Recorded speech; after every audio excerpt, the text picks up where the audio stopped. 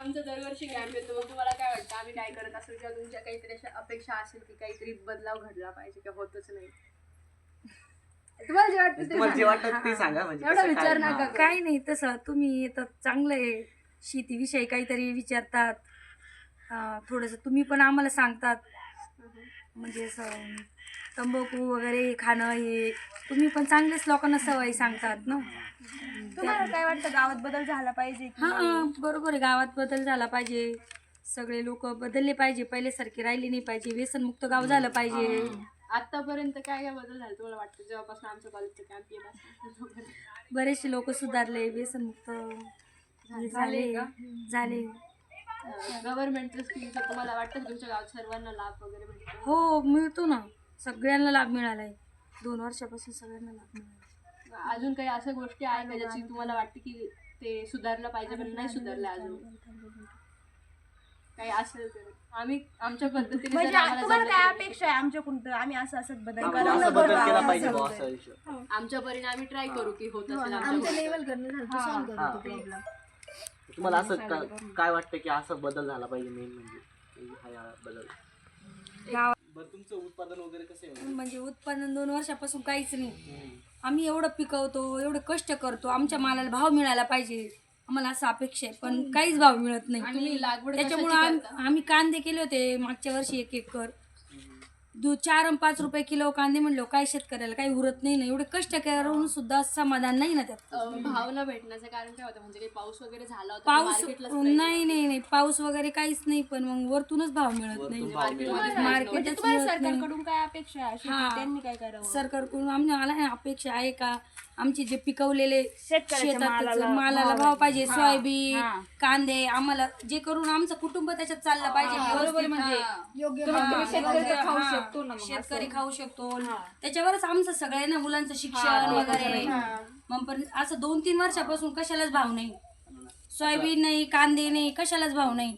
मुलांना शिक्षणाचं काही शिष्यवृत्ती वगैरे भेटते तुमची काही? नाही काहीच नाही अजून, तसं तर काही नाही. तुमची मुलं छोटे एक 8वीला आहे आणि एक 3रीला आहे, त्याच्यामुळे आम्ही स्वतःच अजून त्यांची फी भरतो. तुम्हाला गव्हर्नमेंट स्कीम वगैरे लाडकी बहीण फक्त तेवढं लाडकी बहिणीचे रेशन मिळतं ना. आणि ते शेतकऱ्यांना 5,000 रुपये येतात ते वर्षाला. हा ते पण चालेल. तुम्ही बोलले की तुमची मुलगी 8वीला आहे. आम्ही जिथं आता सध्या राहतो दिवसभर तिथली शाळा 4थी पर्यंत. मग तुम्ही तुमच्या मुलीला कुठपर्यंत पाठवतो? म्हणजे लांब डायरेक्ट लोणीच मग बस पाचवीची शाळा कुठे? नाही 5वी पर्यंत नाही, 5वी पासून लोणीच डायरेक्ट सायकलवर येऊन जाऊन करायचं. या गावात फक्त 4थी पर्यंत 4थी पर्यंतच. मग तिला किती अंतर पडतो? 5 किलोमीटर 10 किलोमीटर अंतर तिला जायला, 5 आणि यायला 10. येतच नाही का?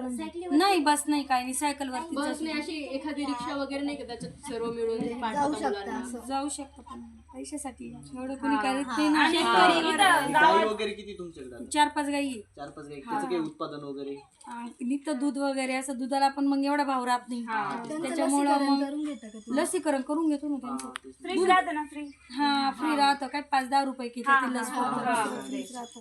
लसीकरण करून दूध नेतलं तर तिथं घेऊन गेला तर पुन्हा पोतं वगैरे आणलं खाद्याचं, ते पैसे त्याच्यातच निघून जातात. पाण्याचा सोर्स कसा आहे तुमचा? म्हणजे यंदा आम्हाला पाऊस वगैरे झालाय, पाणी एकदम भरपूर आहे आणि बोर आहे आम्हाला. आणि पाणी नसल्यावर म्हणजे एखाद्या वेळेस उन्हाळ्यामध्ये कसं करतो? म्हणजे तुम्हाला म्हणजे actually तुम्ही सगळं शेतीवर बॅकअप काहीतरी असतं. उन्हाळ्यामध्ये आम्हाला पाऊस नसला का शक्यतो आमचं काहीच राहत नाही. म्हणजे गाववाले नाही असं टँकर वगैरे नाही बोलवते ते.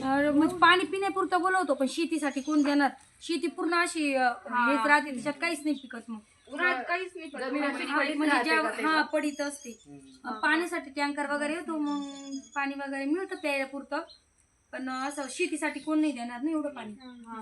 असं रोज येतात शाळेत जातात मुलं का, मग संध्याकाळी नाही, आतमध्येच घ्यायची मुलं. संध्याकाळी दरवाजे वगैरे लावून आतमध्येच 6:30 पाऊण बाहेर कोणालाच पाठवायचं नाही. दिवसा कधी आढळले तुम्हाला इकडे? दिवसा वगैरे नाही, पण रात्री वगैरे येत राहतात. तुम्ही त्यांच्यासाठी काही पिंजरे वगैरे काही म्हणजे असं गावाने काहीतरी केलंय का? केलंय ना, पिंजरे होते मागच्या वर्षी इथं. सध्या आहे का आता? नाही आता सध्या कुठंच काही नाही. बिबट्याने कोणावर हल्ला केलेला आहे का गावात? म्हणजे जनावरांवर माणसं पण केलेलं. मागच्या वर्षी केलेलं इथं शेजारचं मुलं नेलं होतं. मकामध्ये नेलं होतं. किती वर्षाचं होतं? ते 3 वर्षाचं होतं मुलगा. म्हणजे तुम्हाला आज काय वाटतं की अजून की हा काय अजून सुधारणा झाली पाहिजे म्हणजे वगैरे? हा दुसरं नाही काय पण हे बिबटे